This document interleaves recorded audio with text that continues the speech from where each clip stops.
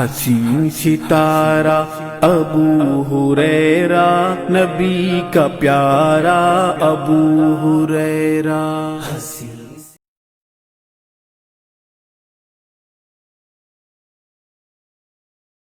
إن الحمد لله نحمده ونستعينه ونستغفره ونؤمن به ونتوكل عليه ونعوذ بالله من شرور أنفسنا ومن سيئات أعمالنا، من يهده الله فلا مضل له ومن يضلل فلا هادي له، وأشهد أن لا إله إلا الله وحده لا شريك له، وأشهد أن محمدا عبده ورسوله. أما بعد، فإن خير الحديث كتاب الله، وخير الهدي هدي محمد صلى الله عليه وسلم، وشر الأمور محدثاتها، وكل محدثة بدعة، وكل بدعة ضلالة، وكل ضلالة في النار. فأعوذ بالله من الشيطان الرجيم. يا نار كوني بردا وسلاما على إبراهيم رب اشرح لي صدري ويسر لي أمري واحلل عقدة من لساني يفقهوا قولي. معزز سامعین اکرام، اللہ عز و جل جو رب العالمین ہے، کائنات کی ہر چیز کا وجود اسی کے حکم سے ہے، اور ہر چیز کا خاتمہ اسی کے حکم سے ہے. اور جو ذات جس نے ہر شے کو وجود عطا کیا ہے، اس نے اپنا تعارف دیتے ہوئے قرآن مجید میں ارشاد فرمایا، لا الہ الا ہو کل شیء حالک الا وجہ. ہر قسم کی عبادت کے لائق اللہ وحدہ لا شریک ہے، اور اس کے آگے ہر چیز کل شیء بس ایک شے ہے.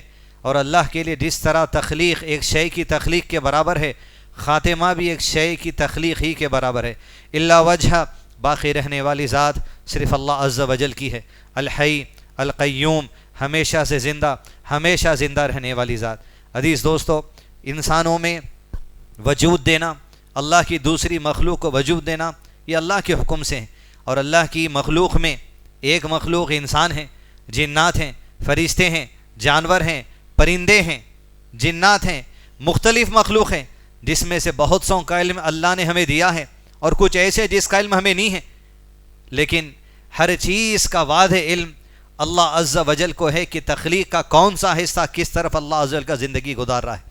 عزیز دوستو، اللہ کے فیصلے کس طریقے سے انسانوں کی زندگیوں پر آتے ہیں.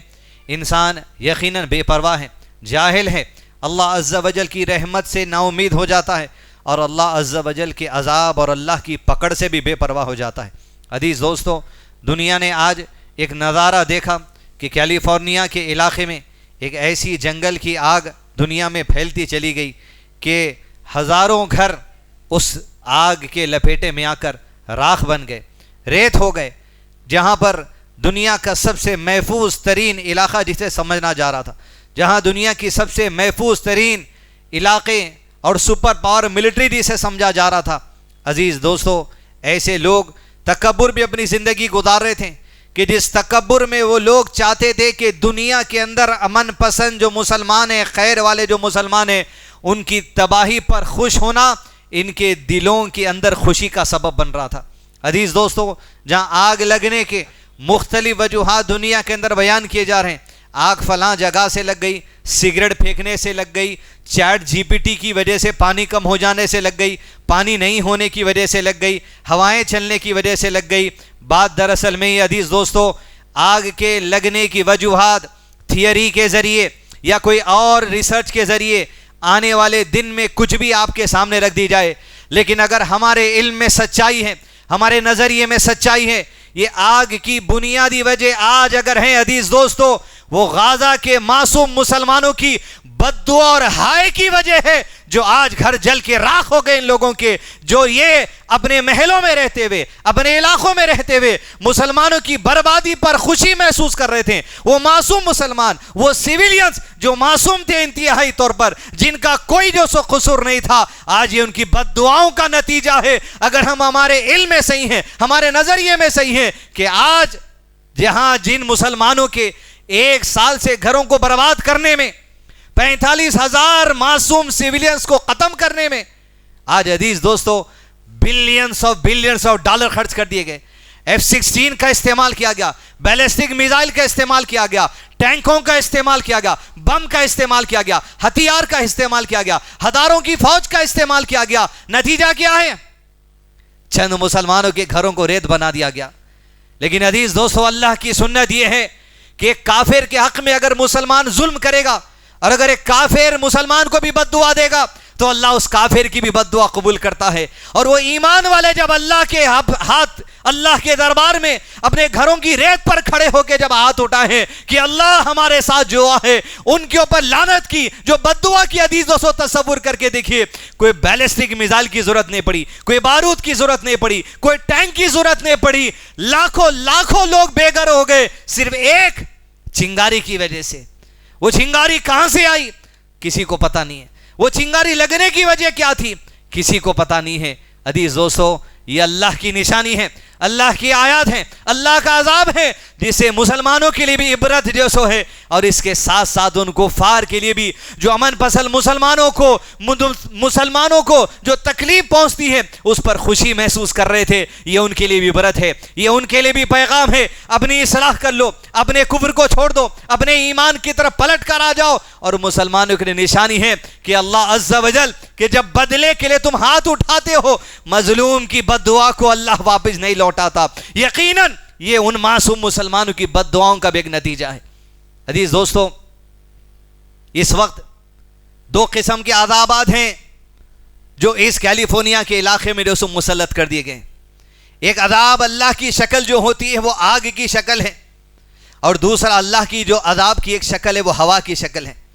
احزاب کے دن جہاں 10,000 کا لشکر چو طرف سے مسلمانوں کو گھیر کر اسلامی تاریخ کو مدینے سے مٹانے کے لیے آ گیا تھا. ایک خندق تھی مسلمانوں کے بیچ میں جو 3,000 سے زائد کی تعداد میں تھے, اور سامنے 10,000 کا لشکر تھا. ایک مہینے کا وقت گزر گیا, 10,000 کا لشکر لے کر, ہتھیار لے کر, اونٹ لے کر, کھانا لے کر, گھوڑے لے کر, سب کچھ لے کر آئے, لیکن مسلمانوں کو نقصان نہیں پہنچا سکے. قرآن مجید اٹھا کر دیکھیے عزیز دوستو, احادیث کے پنے اٹھا کر دیکھیے, جو احزاب کی جنگ کے دن اللہ کا عذاب آیا ہے وہ ہواؤں کے ذریعے آیا. ایسے فرشتوں کو اللہ عز و جل نے اس زمین پر بھیجا مدینے کے قریب میں جو صرف آندھیاں چلاتے تھے, ہوائیں چلاتے تھے. ایسی ہوائیں چلی اس زمین پر کہ آندھیوں سے خیمے اکھڑ کر چلے گئے, جانور اکھڑ کر چلے گئے, برتن اکھڑ کر چلے گئے. 10,000 کا لشکر ہوائیں چلنے کے بعد ہتھیار ڈال دیا, ہمت ہار دیا اور کہہ دیا اب مسلمانوں سے لڑنے کی ہم میں تاریخ نہیں ہے, ہمیں طاقت نہیں.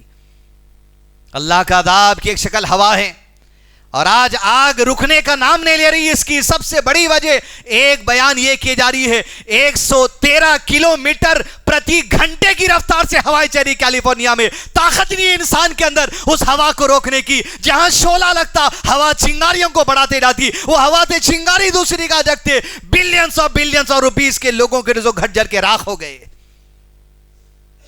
اور آگ کی ایک شان ہے عزیز دوستو قرآن مجید میں جہاں اللہ عز و جل نے انہی یہود و نصارہ کے باپ دادا جو پہلے گزرے, نمرود جس نے ایک اللہ کے خلیل کو آگ کے شعلوں میں پھینکا, تو اللہ کا فیصلہ کیا ہوتا ہے دوستو دیکھیے. آج یہاں غزہ کے اندر مسلمانوں کے گھروں کو معصوم ریت کر دیا گیا, لیکن زبان پر دیکھیے اللہ اکبر ہے, لا الہ الا اللہ ہے, سبحان اللہ ہے. لیکن عزیز دوستو اللہ کی یہ شان ہے کہ آگ کے شعلے میں جب اللہ کے مومن بندوں کو ڈال دیا بھی جاتا خیر کے ساتھ نکلتے. جب نمرود نے ابراہیم علیہ السلام کے بارے میں حکم دیا آگ کے شعلوں میں ڈالو, ایسے بڑے شعلے کہ جل کر راکھ کر دے انسان کو.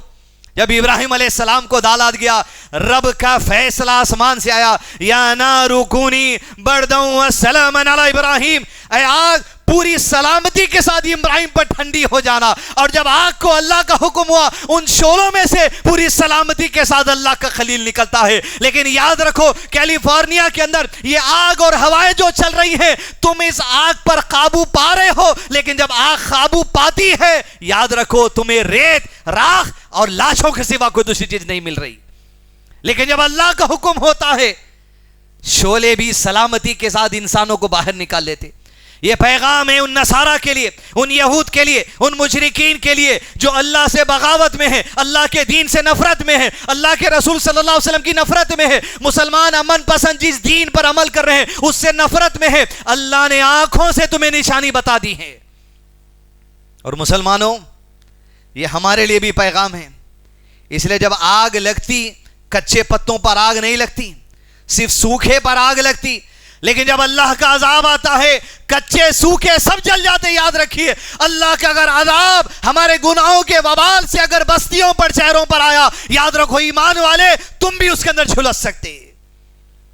اللہ کے عذاب سے بے پرواہ نہیں ہوتا مسلمان. یقیناً جلنے والا مسلمان شہید ہے, ملبے کے نیچے دب کر مرنے والا مسلمان شہید ہے, اونچائی سے گر کر مرنے والا مسلمان شہید ہے, پانی میں ڈوب کر مرنے والا مسلمان شہید ہیں. لیکن اللہ کا عذاب عزیز دوستو, اچانک موت ایک کافر کے لیے غضب الہی کی پکڑ ہے, اور اچانک موت ایک مومن کے لیے اللہ کی طرف سے رحمت بن جاتی ہے.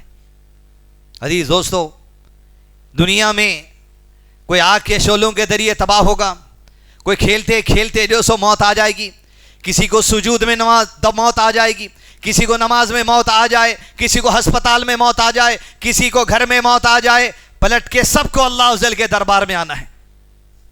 اور عزیز دوستو وہی فکر میں اصحاب محمد صلی اللہ علیہ وسلم اپنی زندگی گزارتے رہے, وہی کیفیت کو تازگی کے ساتھ. زمانہ ترقی کے دور میں ہوگا, زمانہ بلندی کے دور میں ہوگا, 2 دن میں ٹرمپ جو سو پریسیڈنٹ شپ کی جو سو حلف لینے والے ہوں گے, دنیا کدھر چلے جائے. لیکن یاد رکھو اللہ نے قرآن مجید میں وعدے پیغام دے دیا, دنیا میں کافروں کا چلنا پھرنا مسلمانوں کہیں تمہیں دھوکے میں نہ ڈال دے.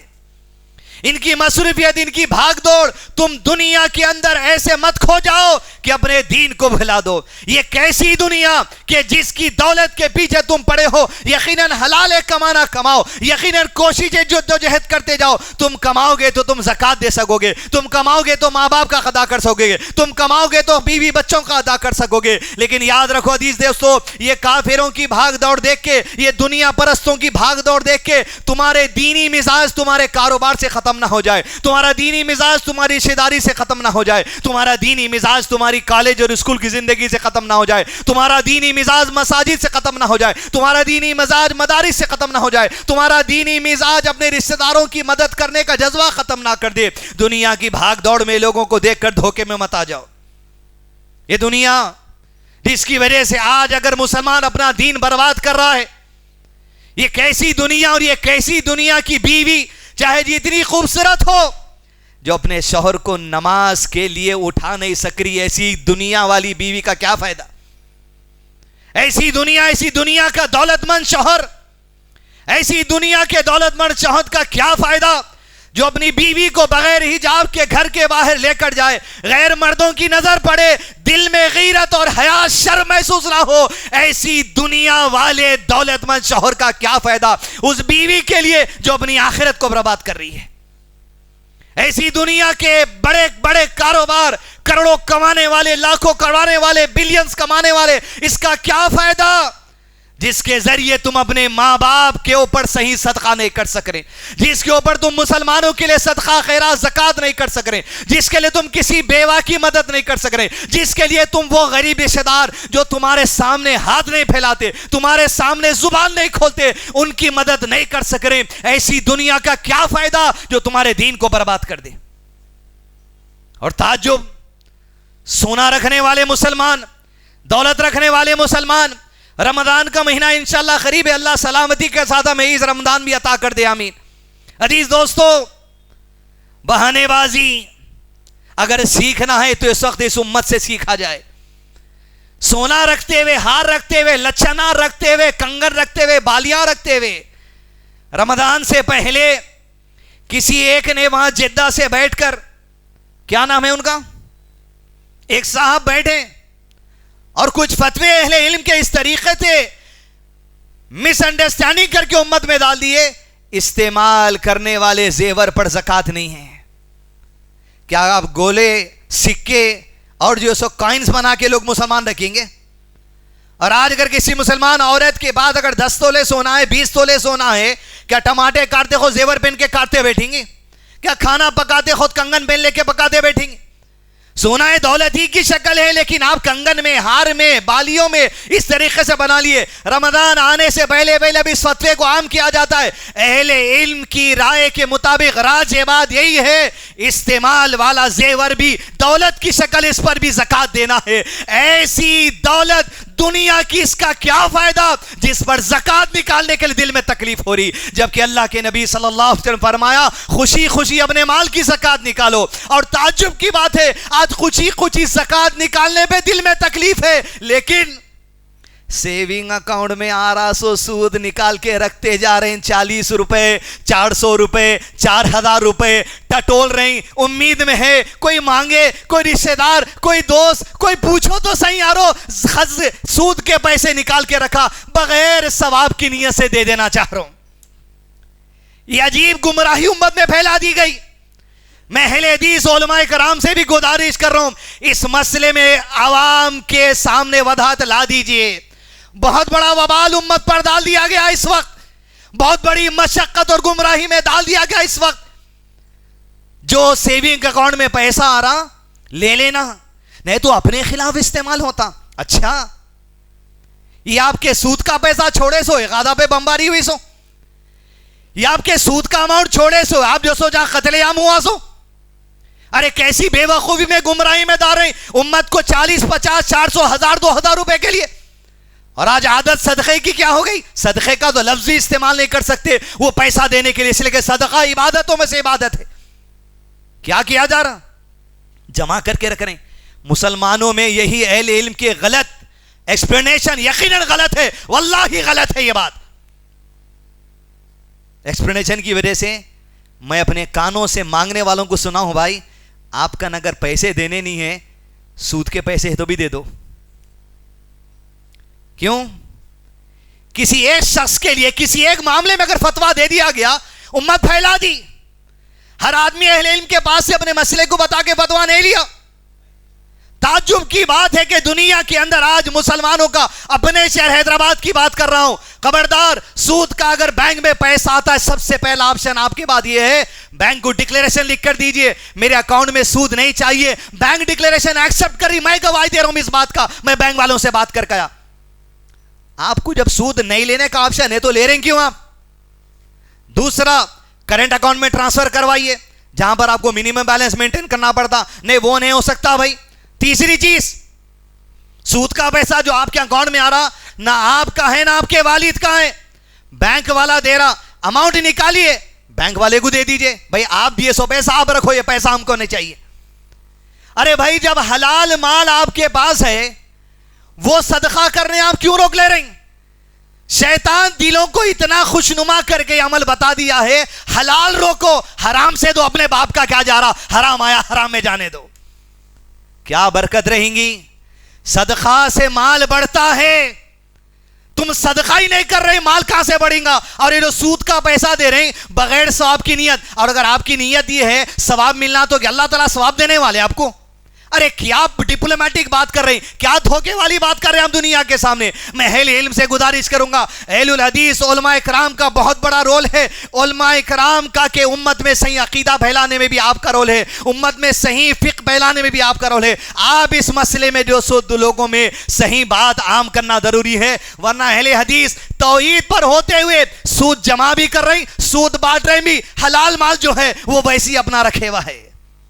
افسوس عزیز دوستوں، اللہ کے دربار میں لوٹنا ہے کفار کو بھی، اور اللہ کے دربار میں لوٹنا ہے مومنوں کو بھی، اور وہاں یقیناً ہر معاملے کا فیصلہ ہونے والا ہے. اصحاب محمد صلی اللہ علیہ وسلم کی تڑپ، دنیا کی چاہے جتنی بڑی مصروفیت رہنے دو، رسالت سے بڑی تو کوئی مصروفیت نہیں ہے. رسالت کی جو ذمہ داری اس سے بڑی مصروفیت نہیں ہے. اتنی بھاری مصروفیت رکھتے ہوئے اپنی ذمہ داری لیتے ہوئے اللہ کے نبی صلی اللہ علیہ وسلم دین کی بنیاد صحابہ میں مضبوط کرتے جاتے ہیں. اور اتنی بڑی بھاری ذمہ داری اصحاب محمد صلی اللہ علیہ وسلم اللہ کے نبی صلی اللہ علیہ وسلم کے ساتھ نبھاتے ہوئے بھی دین کی اصل کو نہیں بھولتے ہیں.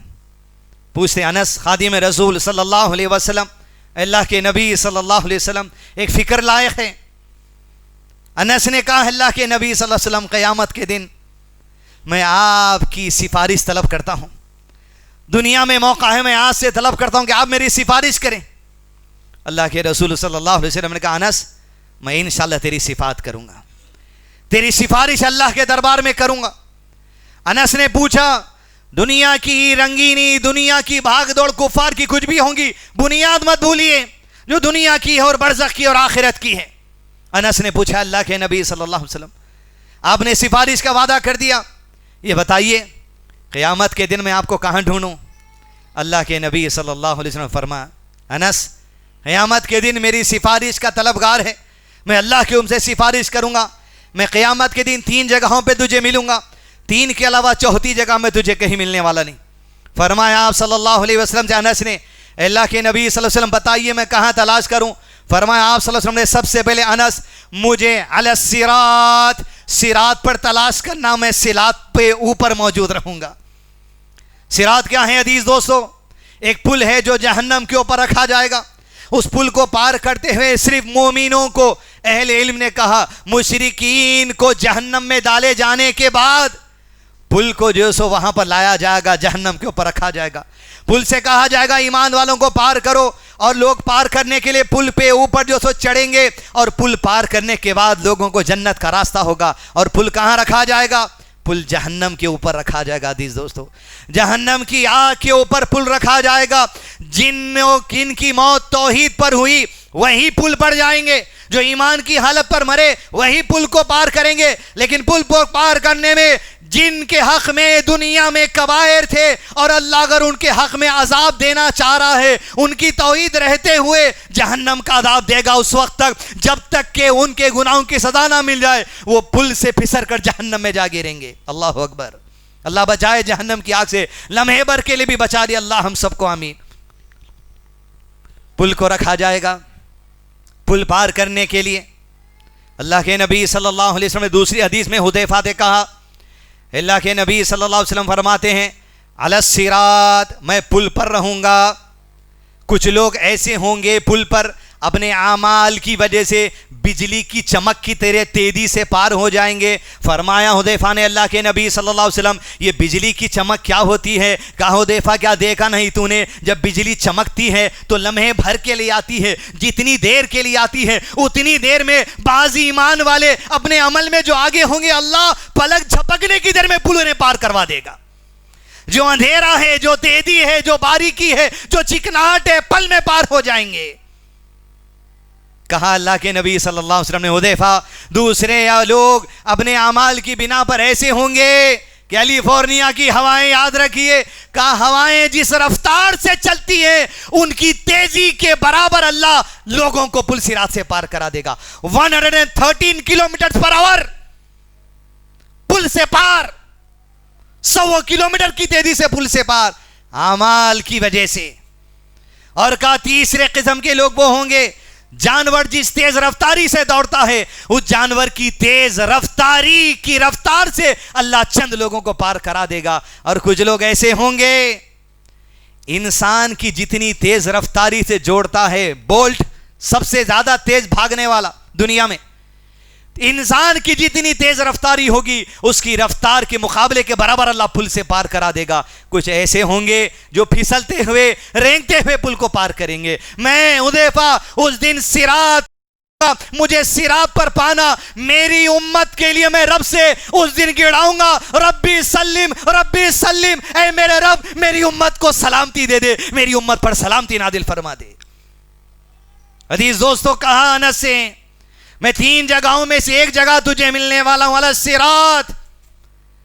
لیکن عزیز دوستو صراط کا ایک بہت خاص معاملہ ہے۔ فرمایا آپ صلی اللہ علیہ وسلم نے جب صراط رکھا جائے گا تو صراط کی سیدھی جانب اور صراط کی بائیں جانب 2 مخلوق اللہ کی کھڑا کر دی جائے گی۔ سوچنے والی بات ہے، سمجھنے والی بات ہے، غور والی بات ہے۔ عزیز دوستو فرمایا آپ صلی اللہ علیہ وسلم نے صراط رکھے جانے کے بعد سیدھی اور بائیں جانب ایک جانب امانتوں کو کھڑا کر دیا جائے گا، دوسری جانب رحم کے رشتوں کو کھڑا کر دیا جائے گا۔ مجالے کسی میں پار کرے، اپنے اعمال کی بنا پر جو پل پار کرنا ہے امانتوں میں خیانتیں کرنے والا تو کیسے پل کو پار کرے گا اندازے لگا لے.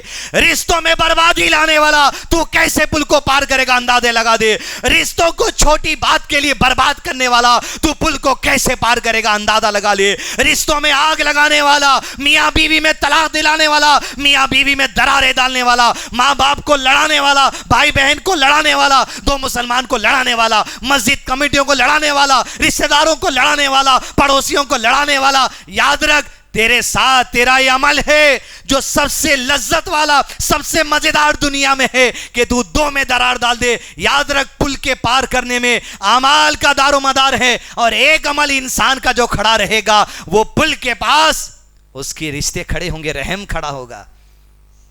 رحم کے رشتے, ماں کا رشتہ, باپ کا رشتہ, نانا کا رشتہ, دادا کا رشتہ, خالے سگوں کا رشتہ, خونی رشتے. کس وجہ سے؟ ارے امت آج رشتوں کو برباد کرنے میں صرف ایک وقت کے کھانے پہ رشتے برباد ہو رہے ہیں.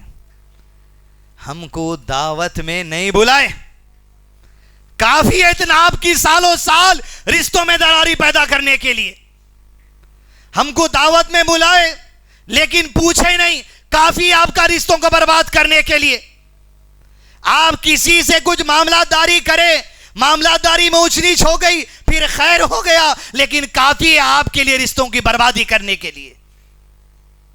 اور رشتوں کی بربادی میں عزیز دوستو آج سب سے بڑا معاملہ دو ہیں.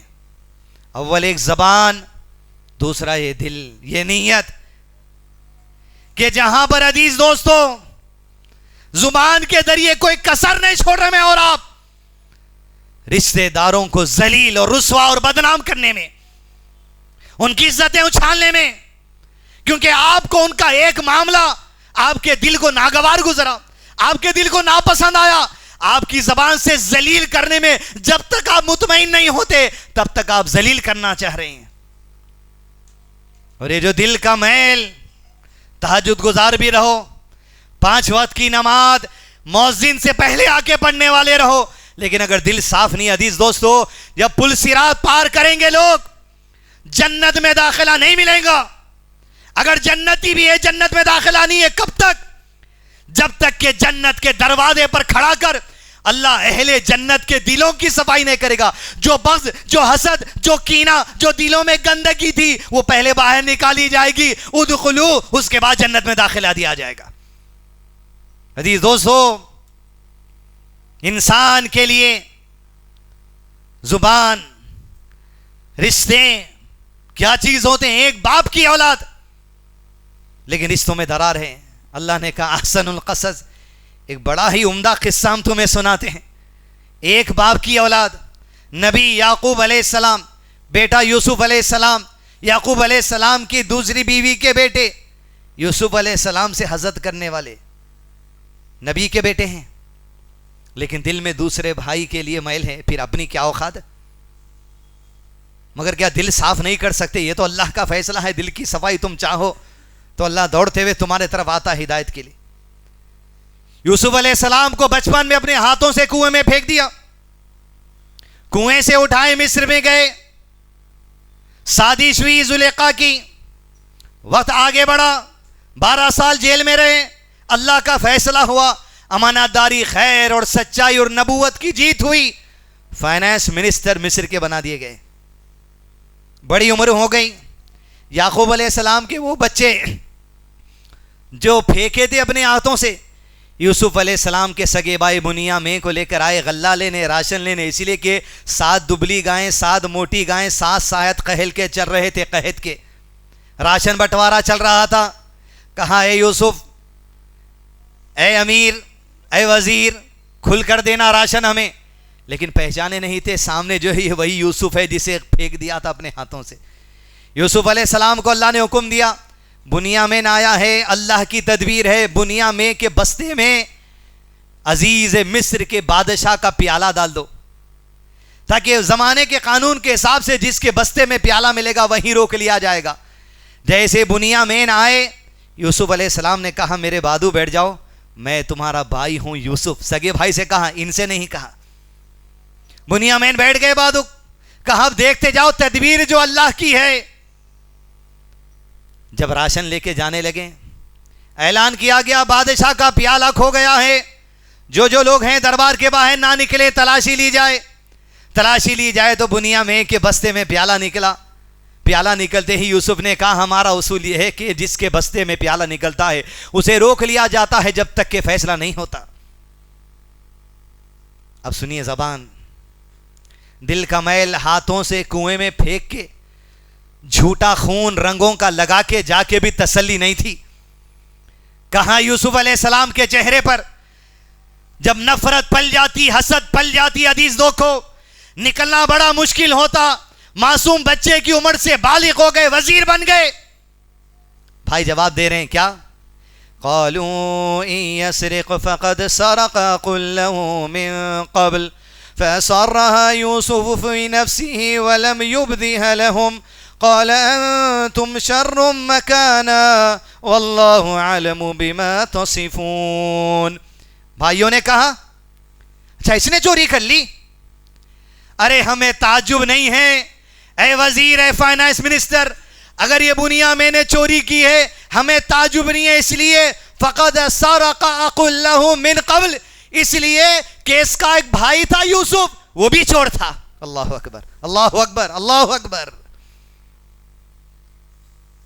زبان سے ذلیل کرنے میں آج پیچھے نہیں ہٹ رہے ہم. آپ کے دل کو کب تسلی ہونے والی ہے؟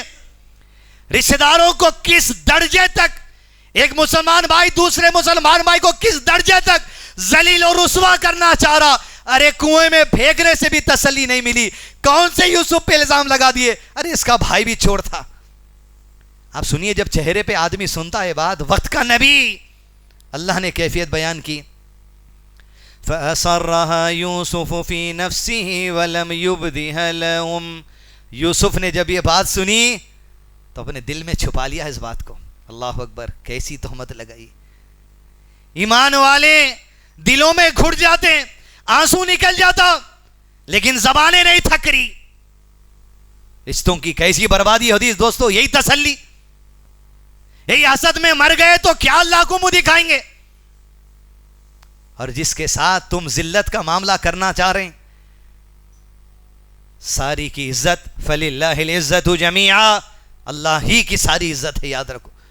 وہ جسے چاہتا اپنے بندوں میں اگر اللہ عزت دے دے, محبت کر لے, جبریل کو حکم دے گا کہ اس سے محبت کرو, جبریل اعلان کریں گے آسمانی دنیا میں اللہ اس سے محبت کرتا ہے, اے عرش والو تم بھی اس سے محبت کرنے لگ جاؤ. پھر دنیا کے لوگوں کے دلوں میں بھی اللہ اس کی محبتوں کو ڈال دیتا ہے.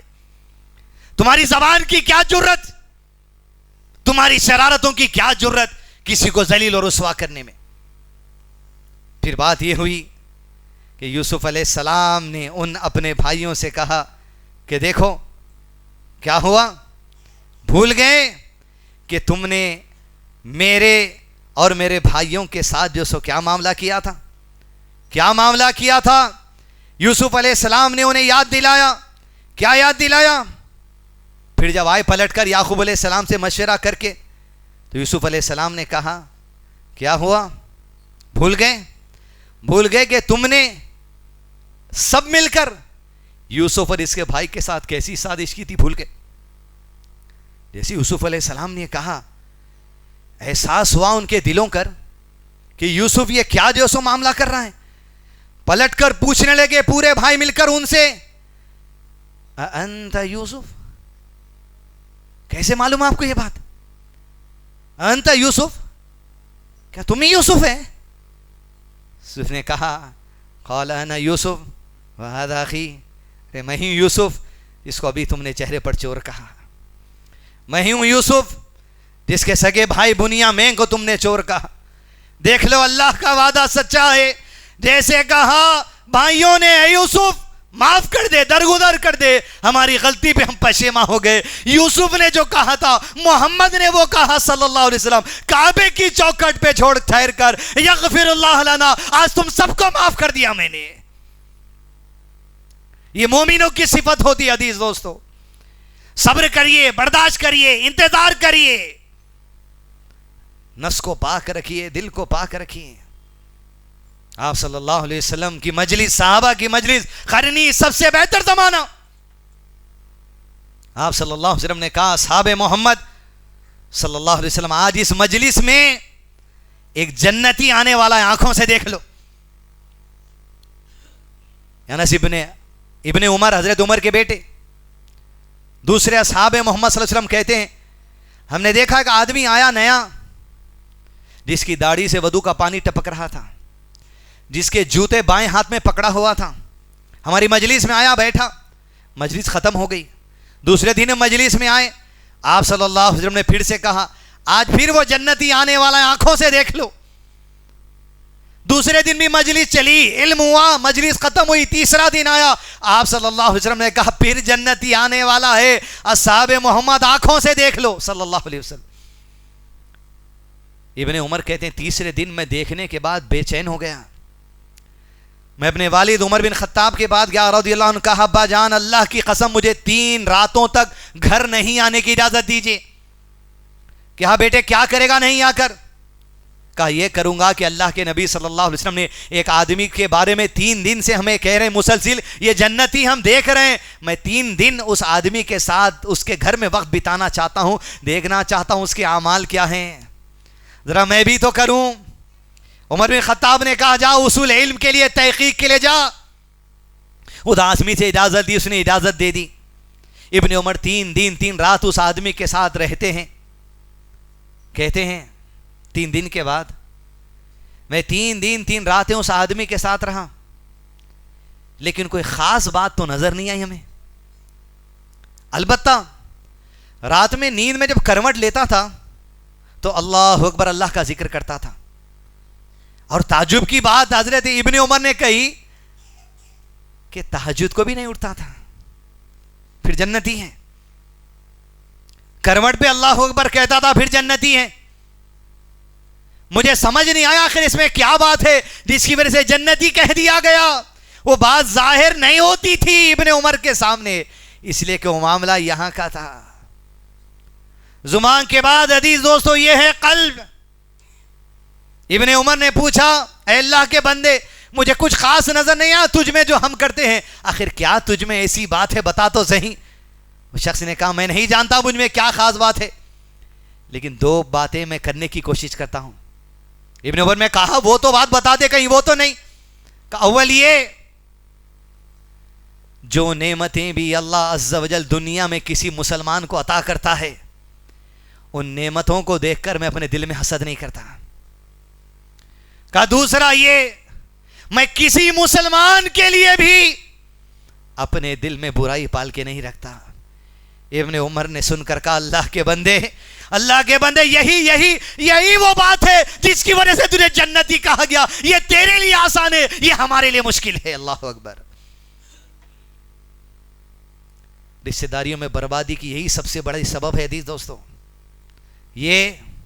اور اس کا اثر زبان پر جب ہوتا، برباد، میل، افسوس، پیر سے پیر ملا کے نہیں کھڑ سکے. آج ہم نماز کے اندر مسلمان روڈ پر جا رہا تو مسلمان کو دیکھ کے مسلک نہیں پہچانتے، اس وجہ سے سلام نہیں کر رہے. فرمایا آپ صلی اللہ علیہ وسلم نے قیامت کی نشانیوں کی نشانی یہ ہے لوگ اپنے جان پہچان والوں کو ہی سلام کریں گے. اہل حدیث کو سلام، تبلیغی کو سلام، اس لیے کہ آپ حلیہ دیکھتے سمجھ جاتے. اہل حدیث تبلیغی کو دیکھ رہا، ارے نکو بھائی، تبلیغی اہل حدیث کو دیکھتا نظر انداز کر کے جائیں گے.